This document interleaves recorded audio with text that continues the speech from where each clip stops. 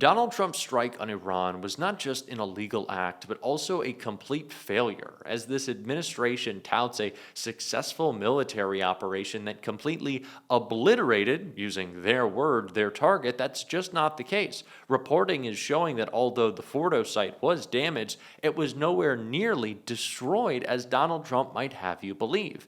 And now, this strike is backfiring even further as Donald Trump raises tensions, calling for regime change as Iran responds with threats against the United States. And all the while, Donald Trump and his administration are trying to spin lies, but so is Fox, pushing the false narrative to the furthest extent possible and using fake videos to try to justify Donald Trump's attack. But they were caught. And we are going to get into all of it. But first, I want to start with an insane meltdown we saw from a Fox host last night, Mark Levin, attacking Democrats right now.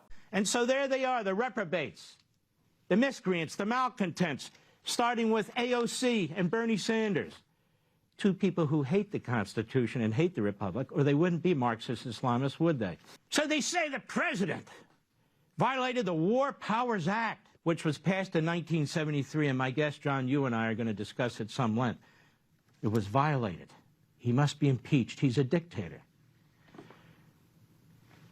Our military just pulled off something that is astonishing.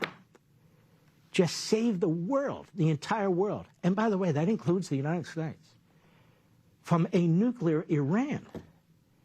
And the Democrats see this as an opportunity they believe to exploit. They're the enemy within. They are the enemy within.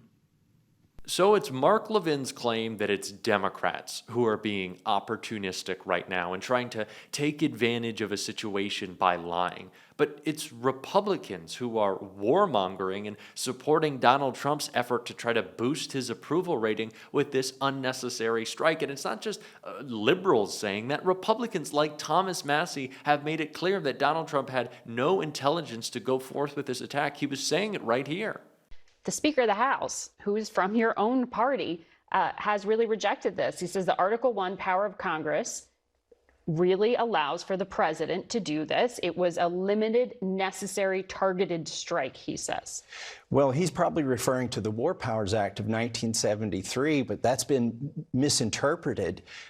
There was no imminent threat to the United States, which was what would authorize that. And I think that's peculiar to hear that from the Speaker of the House. Look, Congress was on vacation last week when all this was happening. You haven't been briefed on any of We the haven't been briefed. They should have called us all back. And frankly, we should have debated this War Powers resolution that Ro Khanna and I offered. So not only did Donald Trump have no justification for this attack, it's now clear that it was a failure. And before we get into the clip that Fox was trying to deliberately deceive their audience with, a fake video, I want to start with what the contents of that fake video was, with the description of how Donald Trump's military operation was a complete failure. After overnight strikes on Iran, President Trump on Sunday declared the operation a success and said that Iran's nuclear enrichment facilities were completely and totally obliterated. But his early public pronouncements contrast with more cautious assessment by U.S. and Israeli militaries. The Israeli military, in an initial analysis, believes the heavily fortified nuclear site at Fordo has sustained serious damage from the American strike on Sunday, but has not been completely destroyed, according to two Israeli officials with knowledge of the matter. The officials also said it appeared Iran had moved equipment, including uranium, from the site. A senior U.S. official similarly acknowledged that the American strike on the Fordo site did not destroy the heavily fortified facility, but said the strike had severely damaged it, taking it off the table. The person noted that even 12 bunker-busting bombs could not destroy the site. The damage assessment by Israel and the United States are ongoing, and they have not made any final conclusions. The officials spoke on the condition of anonymity to discuss intelligence matters.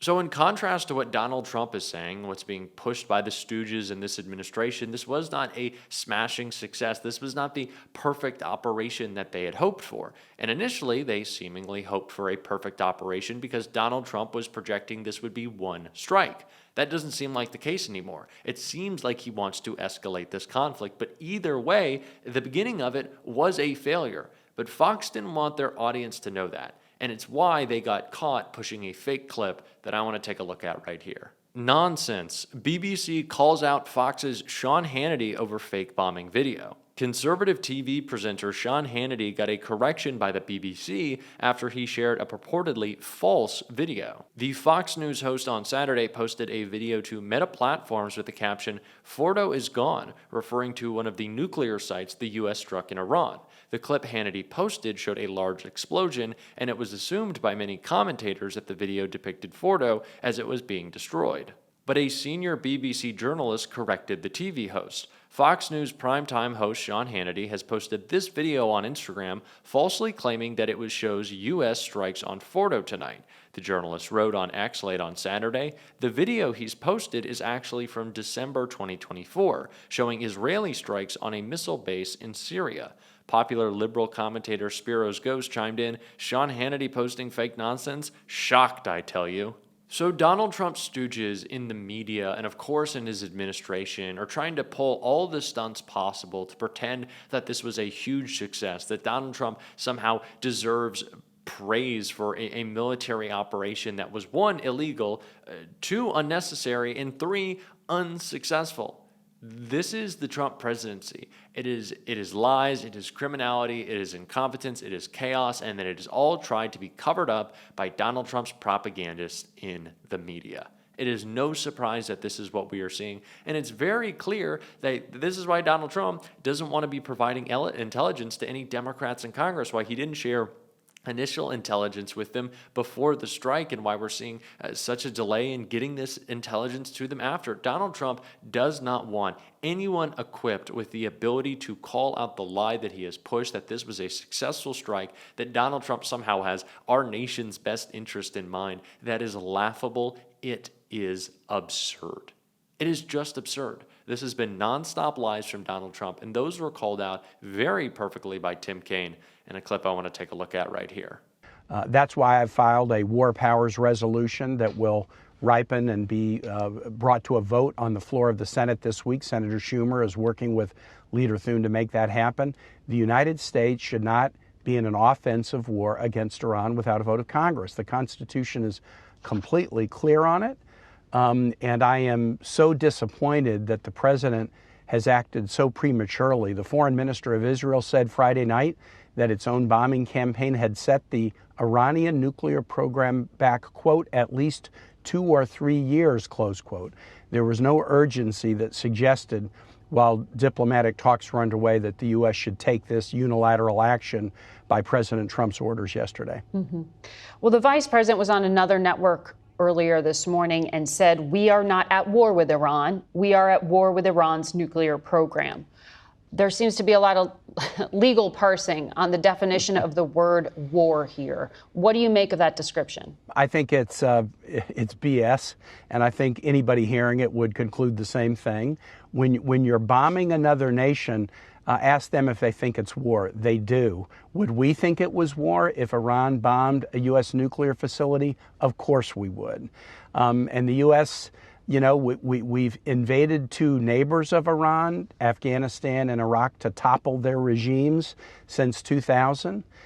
Those were wars. Mm-hmm. This is the U.S. jumping into a war of choice at Donald Trump's urging, without any compelling national security interest for the United States to act in this way, particularly without a debate and vote in Congress. We should not be sending troops and risking troops' lives in an offensive war without a debate in Congress. Well, just on the facts, though, the president has not authorized ground forces. In fact, he said he really doesn't want to send in ground forces.